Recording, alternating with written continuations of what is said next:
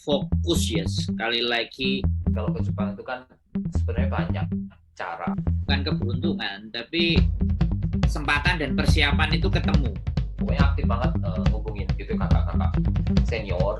Kok bisa gitu loh, hidup di pada satu titik ya kan. Meraih Jepang itu ternyata tidak seperti bikin Indomie ya kan, stay fokus. Ngikutin milis beasiswa juga banyak sekali. Ini penting. Oke, selamat malam para wong ganteng dan wong ayu sak donyo.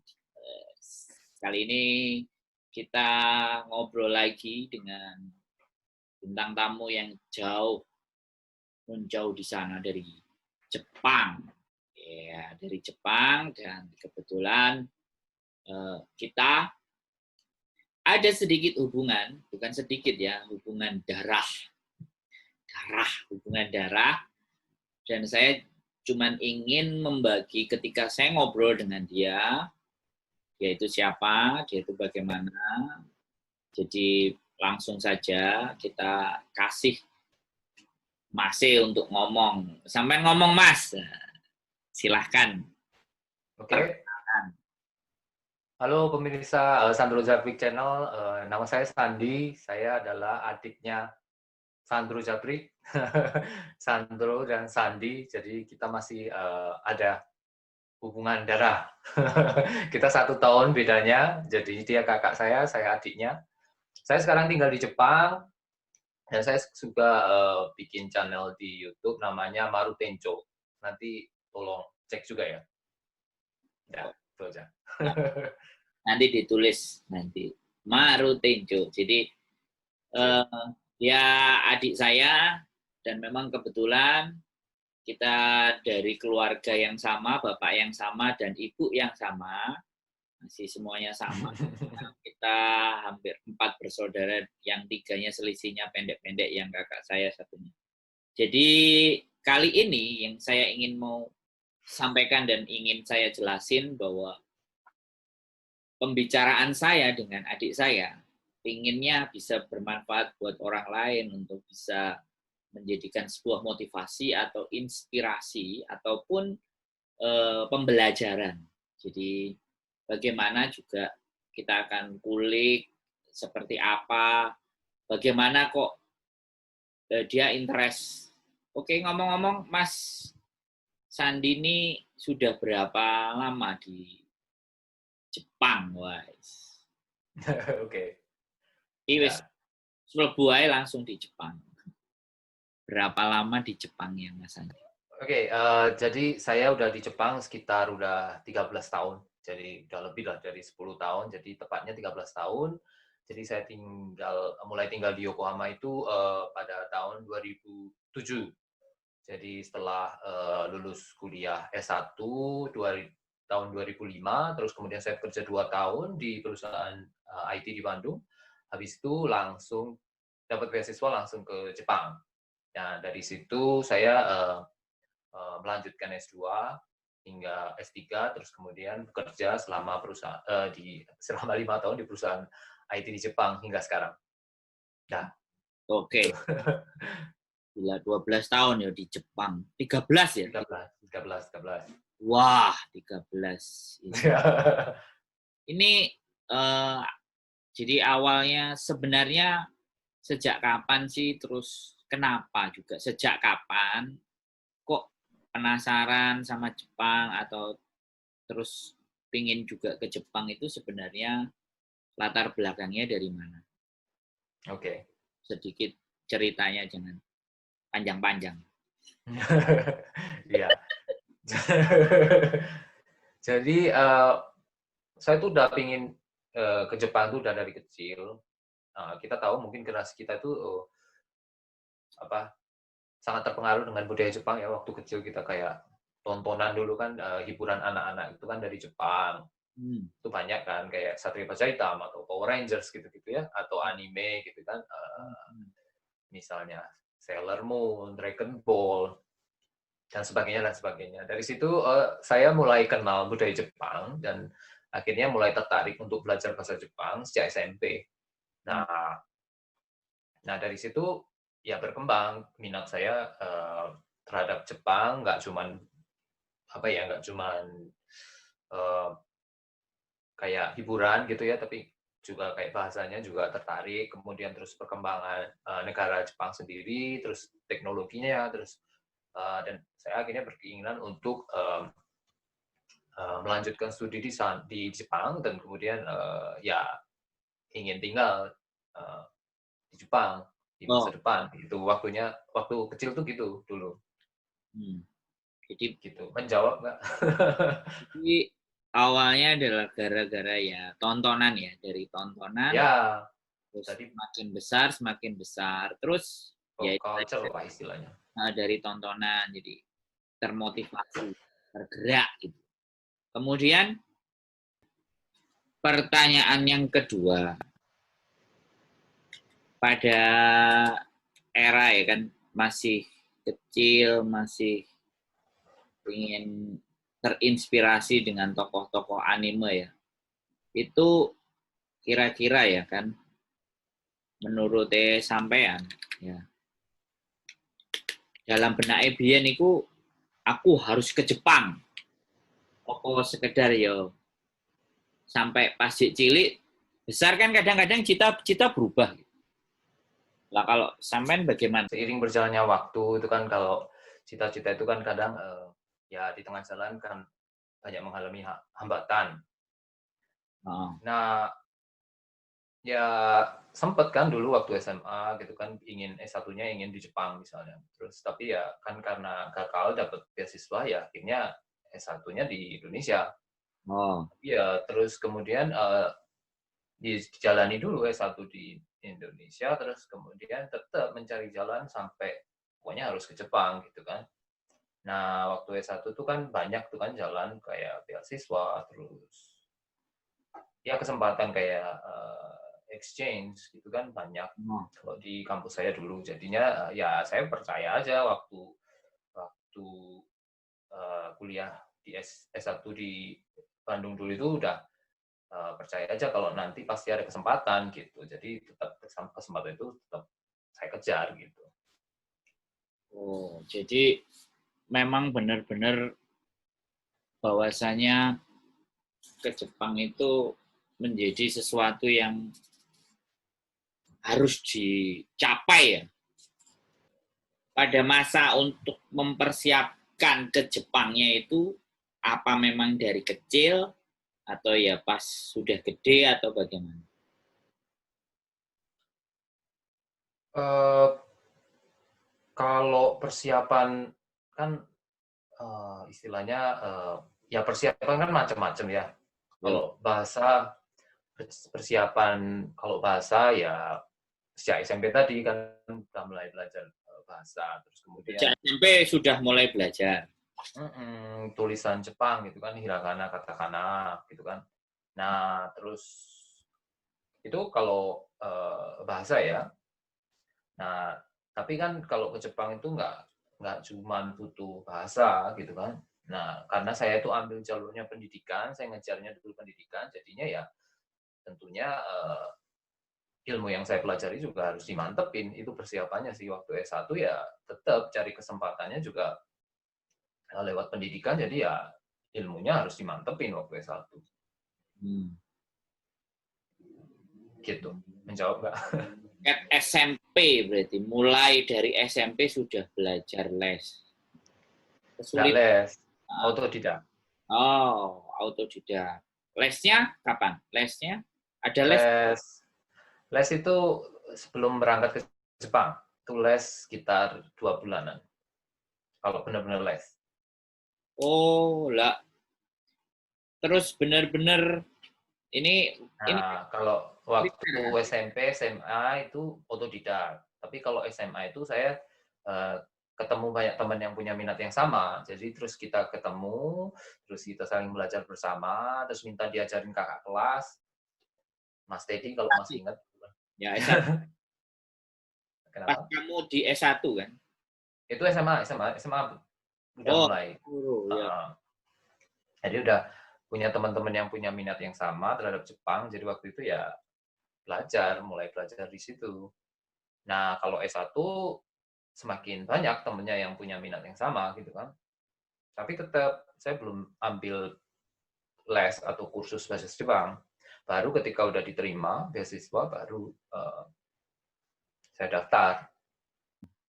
Jadi SMA sudah mulai dirintis, kemudian gagal, sempat gagal ya, mau SMA di Jepang gagal ya. Terus Mau S1 di Jepang. oh S1 ya. Hmm. Perasaan dulu SMA juga SMA kamu juga ya? Lupa. Kayaknya iya. Enggak. dianterin sama bapak ke Surabaya kok. Oh iya, kayaknya iya ya. Iya ya. Jadi kamu Cuman belum. mulai SMA, jadi SMP ke SMA itu kamu udah cari sekolah di Jepang, SMA-nya bahkan. Tapi karena Ya. masuk, ya sudah. Terus akhirnya SMA 2, oke. Setelah SMA 2, yo akhirnya S1 itu tadi. SMA-nya juga nggak dapat S1 di Jepang. Akhirnya Hmm. S1. Setelah S1 lah itu. Jadi kalau buat pemirsa berarti bener ya yang tak omongin tadi ya. Aku cross check sama yang jalanin soalnya SMP tes ke SMA yang di Jepang nggak masuk, terus SMA tes untuk S1-nya juga nggak masuk, masuknya malah di ITB. Ya, kebetulan ITB dan ITS kan masuk, tapi diambilnya. Hmm. Nah, berarti perjuangannya dimulai itu pada saat di S1 itu ya. S1 itu semakin semakin apa? Nyari ya, piye? S1 itu saya udah mulai apa ya, mencari jalur untuk pergi ke Jepang. Jadi kayak misalnya pertukaran pelajar itu sejak tahun kedua, ketiga ya, tahun ketiga di S1 di universitas itu udah mulai cari-cari kesempatan ke sana. Soalnya teman-teman saya juga banyak yang udah mulai pertukaran pelajar ke Jepang gitu kan. Hmm. Jadi teman-teman sejurusan itu juga ada yang langsung berangkat ke Jepang, cuman setahun sih, tapi terus kemudian kembali lagi. Nah, saya dulu ngajar itu juga, cuman karena satu dan lain hal, kayaknya terus saya memutuskan nanti aja setelah lulus S1, jadi S2. Gitu. S2-nya nyari, benar-benar nyari uh, ke Jepang, gitu. Mantap ya. Jadi berarti tembusnya ke Jepang itu di S2. Jadi keberangkatannya di S2. Itu pun dari S1-nya, kan tunggu kerja dulu kan, nggak langsung dapat S2 kan. Kerja dulu Hmm. atau disambi atau begitu selesai di S1, berapa lama baru start up ke Jepang ya? Nah, kalau sampai dapat beasiswa S2 itu memang perjalanannya panjang. Jadi udah dari tingkat sebelum saya sidang tesis pun udah cari-cari beasiswa. Nah dari situ kan udah nyari profesor, udah nyari uh, apa ya koneksi lah ya, koneksi di Universitas Jepang, udah nyari ngubungin kakak-kakak kelas yang udah di Jepang, kemudian gimana sih caranya ke sana, gimana beasiswanya apa kak, gitu kan. Terus kemudian biar diterima gimana kak, gitu kan. Jadi proaktif, pokoknya aktif banget ngubungin gitu kakak-kakak senior, terus kemudian saya juga ngubungin banyak profesor, kemudian asisten profesor, pokoknya semuanya saya hubungin gitu. Dan ngikutin milis beasiswa juga banyak sekali. Jadi pokoknya informasi itu paling penting waktu itu. Nah, informasi itu ngejar informasi itu yang paling penting. Jadinya banyak sekali beasiswa yang saya apply juga. Jadi nggak cuma satu, tapi kalau dihitung lebih dari 10 lah ya. Dan itu udah aku cobain semua gitu kan. Nah, akhirnya sampai apa ya butuh 2 tahun lah ya baru memang dapat yang Kenaknya ya. setelah 2 tahun. Dan itu pun nggak jauh-jauh nyarinya karena ada di kampus sendiri gitu kan. Jadi tinggal apa istilahnya itu kan kerjasama beasiswa yang saya apply itu kerjasama universitas asal saya sama universitas di Jepang gitu. Jadi tesnya pun nggak terlalu berat, kayak berat ya, tapi lebih ke kayak prospek gitu ya. Mereka ngelihat prospek riset penelitian gitu kan. Saya programnya program penelitian. Oke, berarti di segmen kali ini kita cukup bahasnya sampai bahwa ternyata persiapan ke Jepang itu tidak pada saat sudah besar ya, tapi pada saat masih kecil aja udah SMP sudah belajar autodidak, SMA udah belajar bahasa sambil ngumpulin atau bertanya kepada mas-mas seniornya kan, kakak-kakak kelasnya yang memang punya cerita atau punya gambaran dari senior-seniornya juga yang dari atas, terus akhirnya dikumpulkan di Institut Teknologi Bandung, dirimu diterima di sana, disitulah mulai di semester terakhir ya, di skripsi. Walaupun di awal kamu sudah mulai bertanya-tanya dan aktif. Jadi hal-hal semacam itu. Jadi panjang. Jadi kalau kita hitung keberhasilan untuk meraih Jepang itu ternyata tidak seperti bikin Indomie ya kan. Dibuka rebusnya, terus direbus airnya masuk dan siap saji kan. Tapi justru lebih panjang autodidaknya.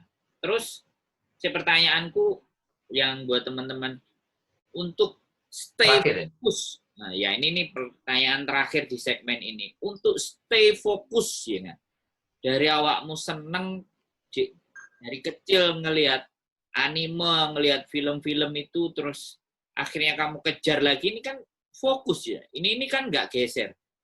Kok bisa gitu loh, hidup di pada satu titik ya kan, di mana yang tidak bergeser dengan arah dan tujuannya ini loh. Ini penting ini. Ini terakhir tapi ya. Belasannya kamu semua ini. Gitu. Apa ya? Mungkin kalau Mas Andrew sendiri udah tahu karakter saya ya, jadi sejak kecil tuh lebih suka sendiri, terus kemudian bermain sendiri, terus jadi lebih banyak berpikir pun sendiri, jadi nggak terlalu banyak bersosialisasi dengan teman sebaya gitu ya. Ya ada teman gitu kan, saling cuman kan nggak terlalu banyak. Nah dari situ ya itu fokus karena ya memang apa ya, nggak berubah, jadi memang dari dulu memang kesukaannya memang di situ, jadi nggak apa, udah dari kecil udah pokoknya udah aku set, pokoknya nanti pingin ke Jepang gitu.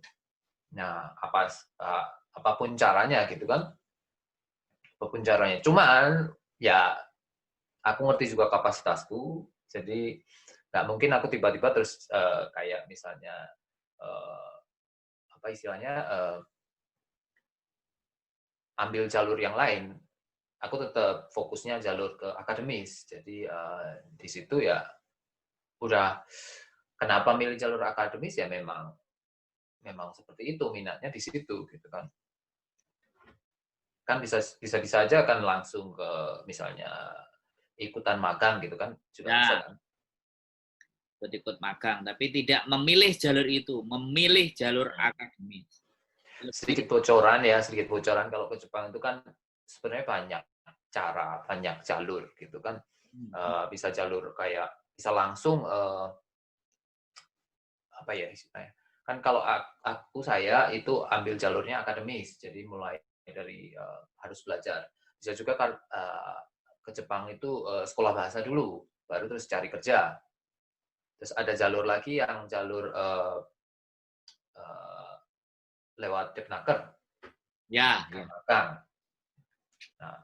Nah dari situ terus ada lagi yang jalur karir. Jadi karir ini yang paling menurut saya paling apa ya? Paling enak ya karena jalur karir itu kan udah punya kayak karir di Indonesia gitu kan. Terus baru melanjutkan karir misalnya pindah cabang, kantor gitu kan. Jadi dibiayai. Nah, semacam itu. Tetapi ini yang paling apa ya? Mungkin yang paling enak dan paling ya pasti perjalanannya panjang. Kalau di Indonesia karirnya itu kan tergantung dengan karir. Nah itu dia, jadi banyak sekali jalur-jalur yang sebenarnya bisa ditempuh gitu kan. Ada yang sangat beruntung hingga kayak misalnya satu kali apply beasiswa langsung dapat, itu juga ada. Ya memang tergantung apa ya istilahnya, luck, keberuntungan, dan kepandaian untuk mencari kesempatan, Sebenarnya sih dan kalau cari informasi. bukan keberuntungan, tapi kesempatan dan persiapan itu ketemu. Ya, match lah ya.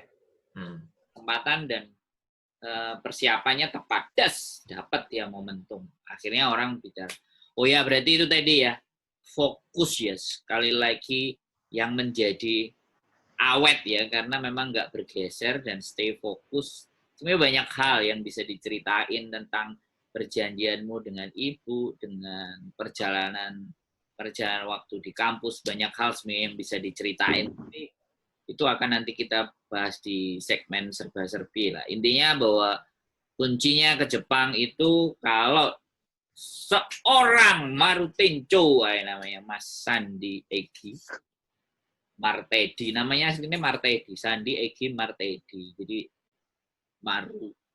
Marutencho. Wah, Tencho itu supervisor, istimewa, manajer. Manajer toko. Nah, iya.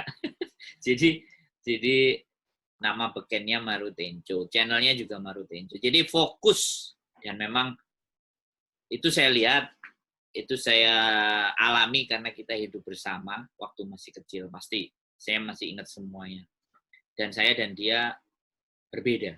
Saya dan adik saya ini berbeda. Berbedanya bertolak belakang 180. Tapi ketika kita berbicara keluarga, ya segala sesuatunya masih bisa dibicarakan dengan baik dan benar, tidak harus membawa. Oke, terima kasih banyak, Ya. Mas Marutencho, informasinya fokus untuk ke Jepang. Mudah-mudahan nanti ke depan lagi kita sambung di segmen berikutnya yang lebih tajam, lebih menarik. Aku juga ingin dengar ceritanya teman-teman nih pemirsa, kalau misalnya ada yang punya cerita kayak gimana sih cara untuk menjadi berfokus pada sesuatu, silakan komentar di channel ini. Kita bisa diskusi nantinya. Ya. Apalagi kalau punya pengalaman di luar negeri, teman-teman yang ada di Hong Kong misalnya, kita bisa berdiskusi nantinya sama Sandro Jabrik dan Marutencho. Jadi kita bisa diskusi tentang fokus tadi ya, stay fokus itu kayak gimana, seperti apa, boleh kita bisa ditanyakan di kolom komen, atau apa yang mau diomongin, apa yang mau dibicarakan, boleh di komen. Oke. Dan aku yakin teman-teman yang pemirsa juga pasti punya cerita unik, cerita menarik ya. Bagaimana menempuh cita-cita itu. Oh, gitu. Tolong tuliskan di komentar. Nanti siapa tahu nanti jadi bintang tamunya Sandro Jabrik channel ya. Jadi tetap diskusi, ikutan diskusi dan tulis komentar. Oke, terima kasih. Kita tutup. Sampai jumpa di segmen berikutnya.